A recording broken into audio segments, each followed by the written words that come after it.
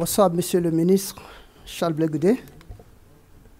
Bonsoir, chef frère. Voilà, je suis le camarade Camille Blésiri Krouba. Je suis le secrétaire général du Front populaire ivoirien de la section de Philadelphie.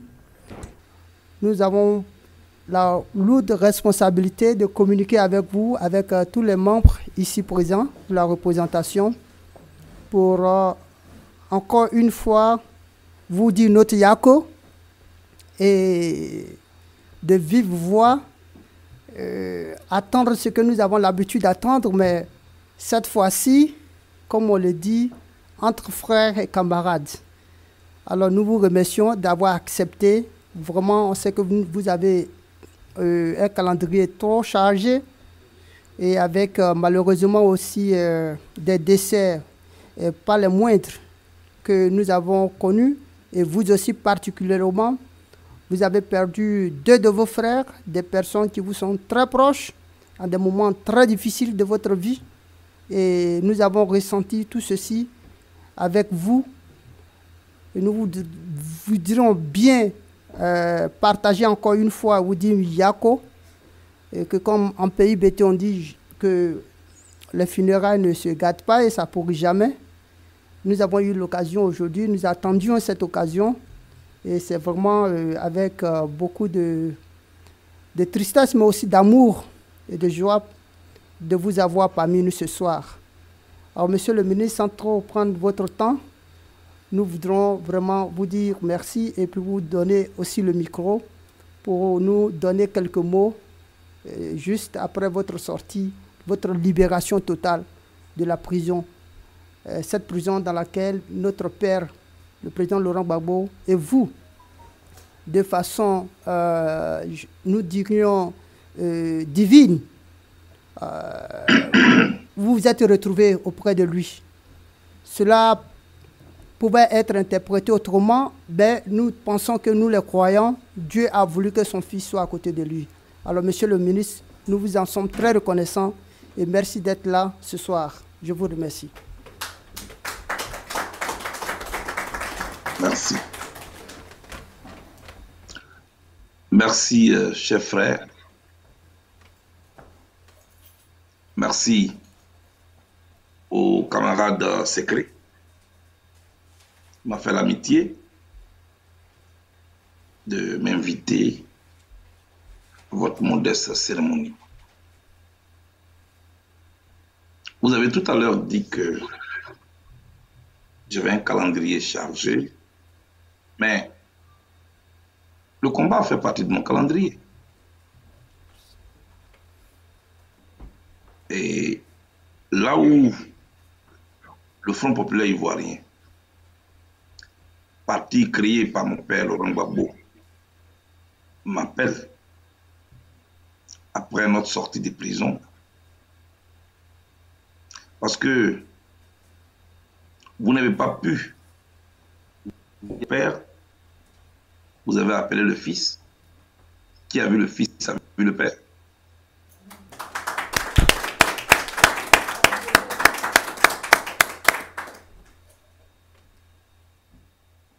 J'allais dire,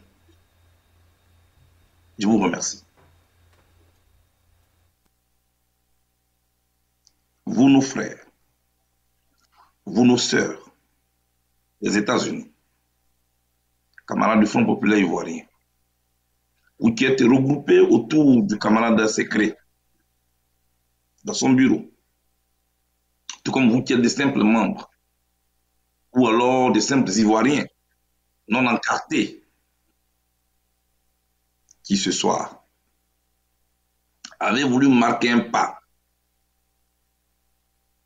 pour, à la place des pleurs, avoir un moment de sourire.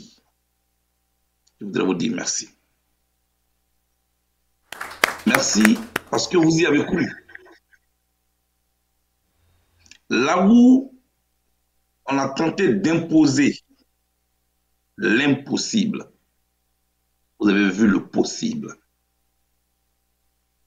Ici, on ne le dira jamais assez. Charles Taylor a été condamné à 50 ans. Slobodan Milosevic. Milosevic, j'allais dire, il est mort ici à la CPI.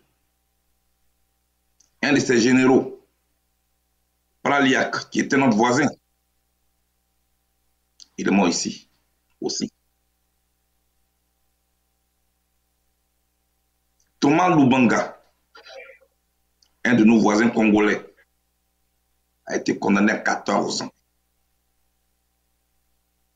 Germain Katanga, un de nos voisins aussi, a été condamné à 12 ans.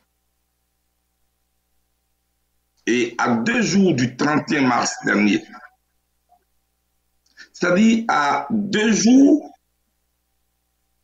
de l'audience qui devait décider du sort définitif du président Gbagbo et moi, à 2 jours, un de nos voisins, Bosco Ntangada, a été condamné à 30 ans. Vous imaginez dans quel état d'esprit le président Gbagbo et moi, sous quelle pression nous rentrons dans cette salle, la Cour pénale internationale, le 31 mars 2021. Je ne souhaite pas ça, mon pire ennemi. Mais on ne sème que ce qu'on récolte. Ou du moins, on ne récolte que ce qu'on sème. Quand le président Gbagbo, homme de paix, avec son disciple que je suis, avons sémé la paix, nous sommes battus pour la démocratie, on ne pourrait pas récolter 50 ans. On ne pourrait récolter que l'acquittement définitif.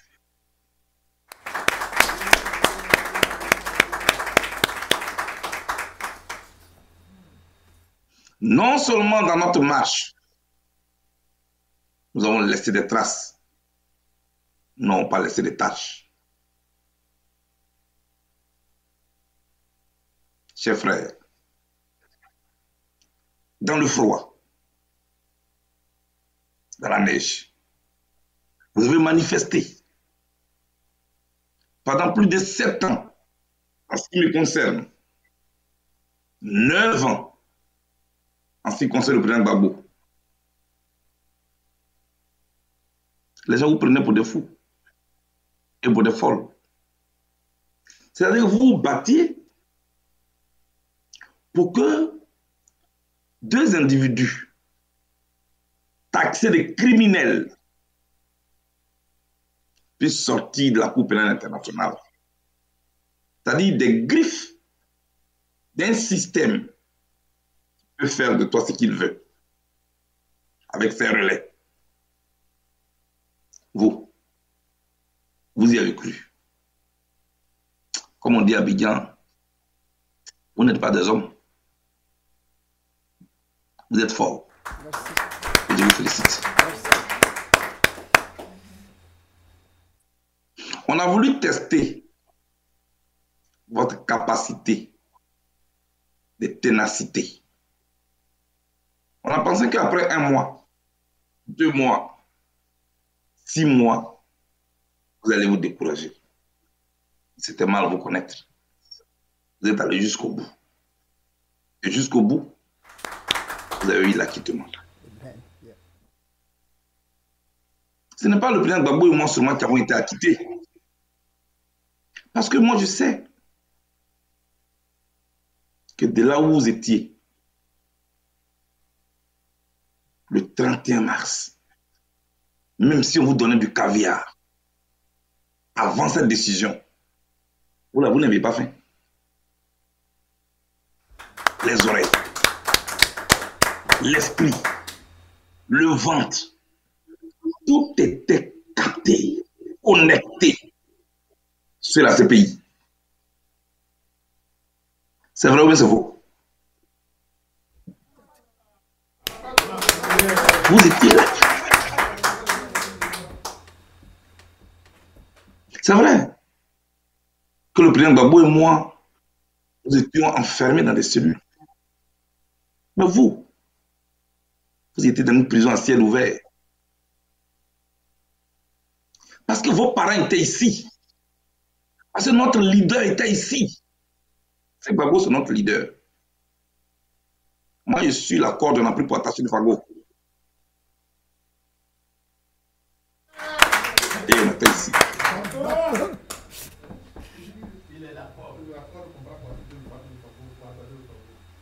Voyez-vous, tirons les leçons à présent. Après les félicitations.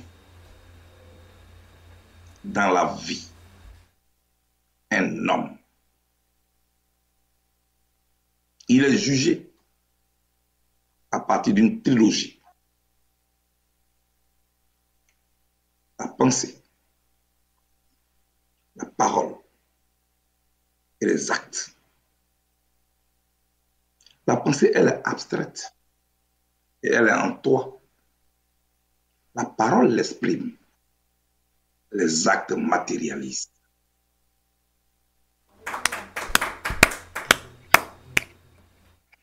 Et quand cette constance-là respecte cette trilogie, on t'appelle un champion, on t'appelle un leader. Parce que tu n'as pas tremblé dans les coulisses de la réussite. Dans les coulisses de la réussite, il y a l'humiliation, il y a le doute, il y a les épreuves. Là qu'on voit la force d'un leader. Est-ce que face au juge de la CPI, tu ne vas pas trembler? C'est pas moi. C'est pas moi, hein?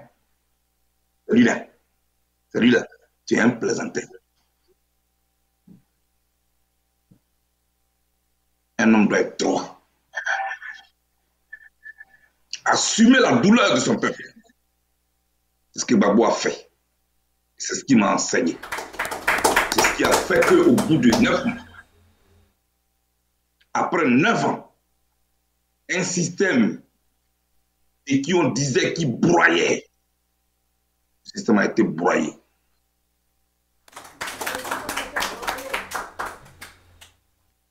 Et la vérité a fait mentir le mensonge. C'est ce qui s'est passé. Vous pouvez être fier de Gbagbo Laurent. Il a fait 5 ans, 24 heures sur 24, enfermé avec ce grand homme. Moi, je ne l'ai jamais vu triste. Je ne l'ai jamais vu pensif. Toujours combatif. Toujours combatif. Toujours combatif. Ce monsieur-là, il n'a jamais cédé au doute.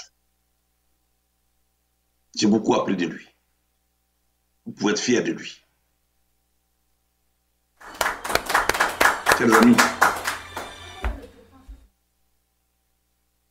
maintenant que nous sommes sortis de prison, nous voici face à la Côte d'Ivoire, dans tous ces problèmes.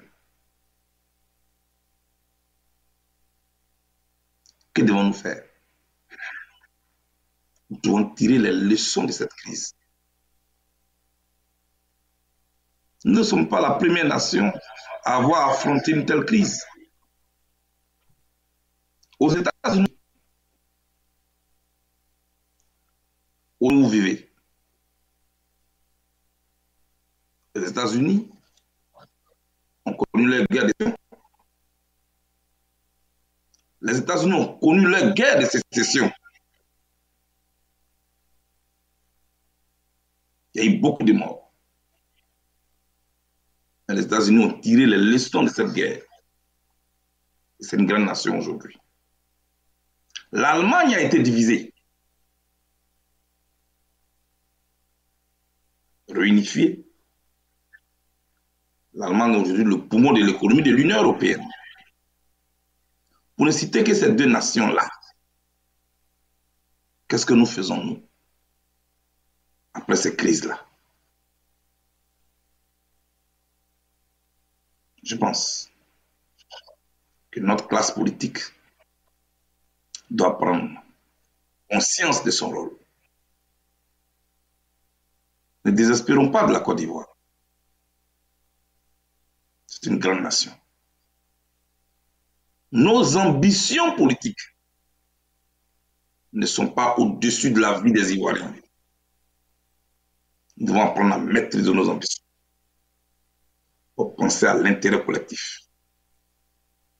Et moi, je voulais compter sur vous. En ce qui me concerne, je voulais tout de suite vous rassurer. Parce que beaucoup a été dit. Mais malheureusement, autour de chaque leader, il y a des légendes. Je suis venu en prison auprès du président Laurent Gbagbo. Ce n'est pas un cadeau. C'est comme maintenant on est acquitté. Les gens ont l'impression que c'était un cadeau.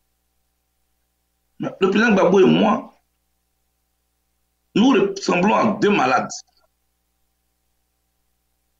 qui ont été hospitalisés. Avec des voisins, eux aussi gravement malades. Tu te réveilles le matin, tu regardes le lit d'à côté, il est vide. Où est le voisin? Lui là, il est mort hier, nous on envoie la mort. Tu dors encore. Matin, tu te réveilles. Tu regardes à côté. Le voisin n'est pas là.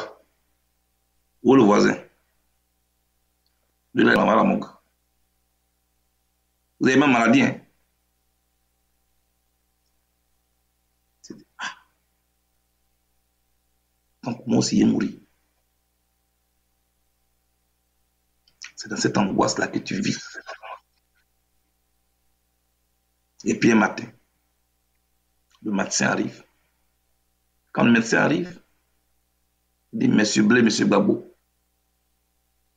votre vie n'est pas engagée. Vous êtes guéri. Vous pouvez aller chez vous.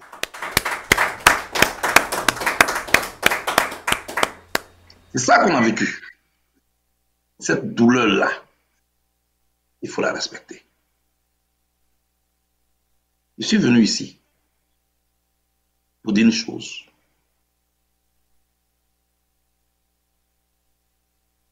Le président Gbagbo et moi, ce n'est pas un parti politique qui nous lie.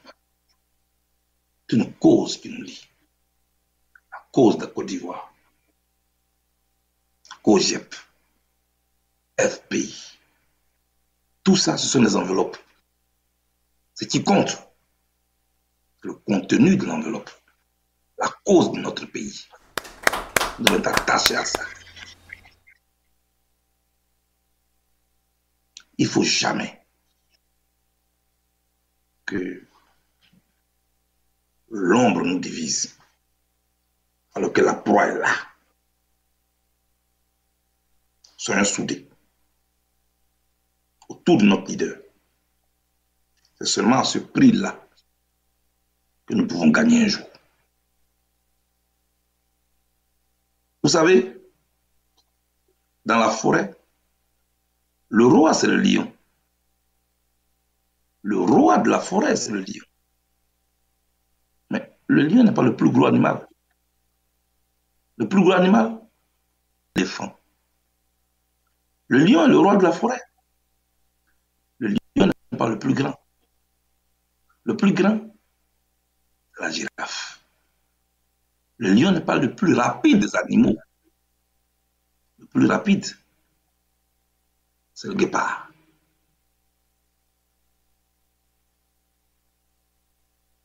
Le lion n'est pas l'animal qui peut voir le plus loin possible. L'animal qui peut le faire, le lynx. Et pourtant, le lion est le roi de la forêt. Si les animaux sont organisés ainsi, nous les hommes, nous devons apprendre à respecter nos chefs. Respectons Gbagbo.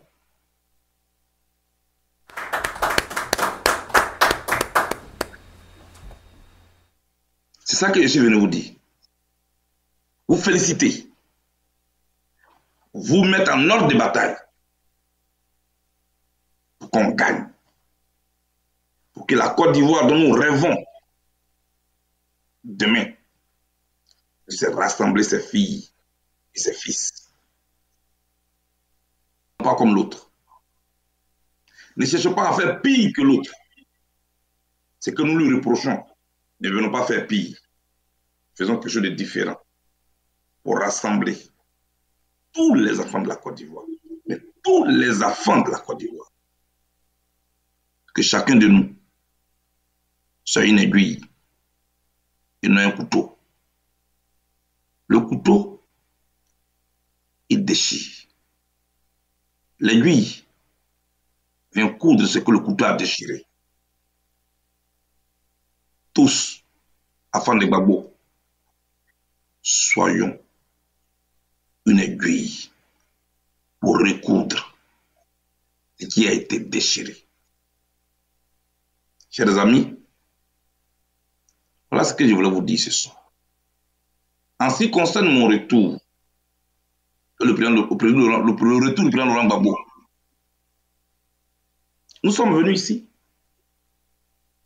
C'est pourquoi on nous envoie ici. C'est fini. Donc on n'a plus rien à faire ici. Voilà. Tout se prépare pour que le président Gbagbo retourne. Pour que moi aussi je retourne. Sur ce plan-là, accepter que souvent on ne rentre pas dans beaucoup de souffrir. Parce que ce n'est pas tout le pain au soleil. Quand tu vas chez une femme, elle met des pagnes au soleil, et ce qui lui est plus cher et intime, elle cache ça derrière. Le retour de Gbagbo Laurent, le retour de Charles Blé Goudé, ce n'est pas un petit retour, hein. Il y a des gens qui sont contents. Mais il y en a qui sont inquiets. Il faut rassurer tout le monde. Pour que nous retournons pour rassembler les Ivoiriens de nouveau. Et bientôt, le président Gbagbo et moi, nous allons rentrer chez nous.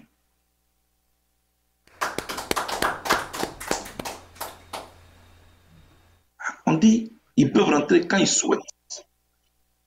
Mais bientôt, on va souhaiter. Donc, soyez sérieux. Donc, je suis venu là pour vous rassurer. Ceux qui ne sont pas là ce soir, dites-leur que le président Gbagbo et moi, tous, Africains, Ivoiriens, nous vous disons merci. Merci pour vos prières. Merci pour votre soutien. Que Dieu vous bénisse. Je vous remercie. Amen. Merci. Merci encore une fois. Monsieur le ministre, vous nous avez tellement habitués à vous écouter. On vous retrouve comme si tout ce temps passé, ça ne vous a rien arraché. Au contraire, il y a vraiment l'enfant qui a vraiment tout appris de son père. En tout cas, à vous attendre, nous sommes fiers de vous parce que nous saurons que notre père ne nous laisserait jamais orphelins. Car à côté de notre père, il y a un autre frère qui est notre aîné désormais. Comme je le disais tantôt, Dieu a agi de sorte que vous soyez là à côté de lui. Et si vous n'étiez pas là, que serait devenu notre père aujourd'hui? Souvent on oublie, on ne se pose pas la question. À vous avoir écouté, encore une fois, nous voudrons vous dire merci. Et ce soir, les camarades sont là, mais je voudrais quand même, avec votre permission, prendre 30 secondes pour donner quelques noms des camarades qui sont là. Nous avons le pasteur Djiriga, c'est un nom certainement qui vous dit quelque chose. Voilà, Maître Djiriga. Tout à fait. Voilà, Maître Djiriga, il est là. Voilà. Pasteur Guiriga. Donc, Charles vous salue. On a Pasteur Guiriga, Madame Guiriga. On a Docteur Djereke, Jean-Claude. Je sais que vous le lisez beaucoup. Tout à fait. Docteur Djereke, voilà, il est avec nous. Voilà. Nous avons Docteur Eric Eddy du CACI. Le CACI, c'est un grand mouvement patriotique. Et c'est un mouvement, comme je le dirais, je l'ai baptisé le mouvement de la rue des États-Unis. Alors, c'est dirigé par le camarade, voilà. Voilà, c'est le camarade Docteur Eddy. Voilà, Jay. Voilà. Et nous avons le journaliste, voilà, Eric Eddy. Nous avons le journaliste Phil Nomel. Quels sont les noms que je peux citer encore? Voilà. Nous avons le doyen. Lui sera le dernier. Ça, c'est le technicien, le MC. Alors, c'est lui qui nous connecte toutes les chaînes de télévision. C'est lui qui les fait. Alors, c'est Clément Nabo News. Voilà. Et n'oubliez pas, c'est un nom à retenir. Nous avons le doyen Gibi. Gibi fut parti l'un des premiers ici aux États-Unis à travailler avec docteur Pascal Kokora pour implanter le parti. Le doyen, le secrétaire général du Front populaire ivoirien de la section de Washington DC. Le jour que vous viendrez aux États-Unis, c'est lui qui va vous héberger à Washington. C'est Rwandi. Voilà. Voilà. Docteur Zadi Agomart, elle est là. Voilà. C'est ta grande soeur, elle est là. Toujours. Ici. Voilà. Donc, voilà. On a des camarades de section qui travaillent avec nous. Le camarade Joseph Atobra, qui est là. Camarade Kipre Tagbo. Voilà, lui, c'est le vrai, c'est l'archive. Voilà. Quand on a besoin des événements, c'est lui qui fait c'est-à-dire, il va dans les archives. 30 années, 40 années. Voilà, et c'est lui qui les ressort. On appelle ça la VAR. Merci. Voilà, c'est la VAR. Alors, qui encore? Bon, BJ. Alors, comme vous connaissez beaucoup la Côte d'Ivoire, il y a une petite région qu'on appelle les Gagous. Ils ne sont pas nombreux, voilà. Mais ils sont teigneux.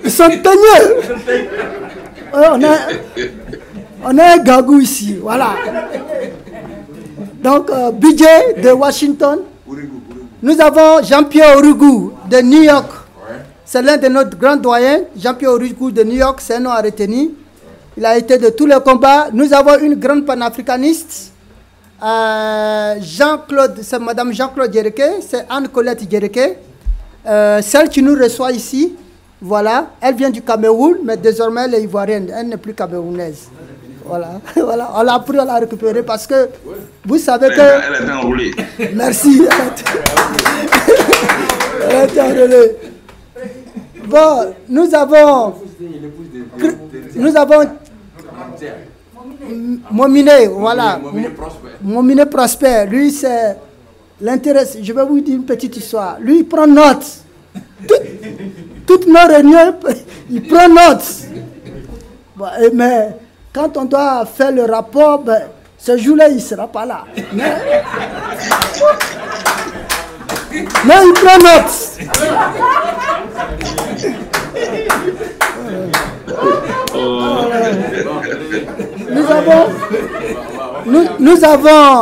Nous avons docteur